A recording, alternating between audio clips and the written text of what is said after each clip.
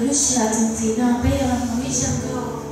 Chislen là nó đợi cho đi lâu thì nó bay hộ chỉnh chén thọ phải chờ đó. Một chỉ chào rồi, một chỉ chào đi chờ đợi, chân trên vào thì nó là số gì nó, một chỉ chào một chỉ mà cho đi nó cho nên nó bé là cái một chỉ, à bé nhiều cho họ là thì là bé họ vẫn chỉ, họ là thì là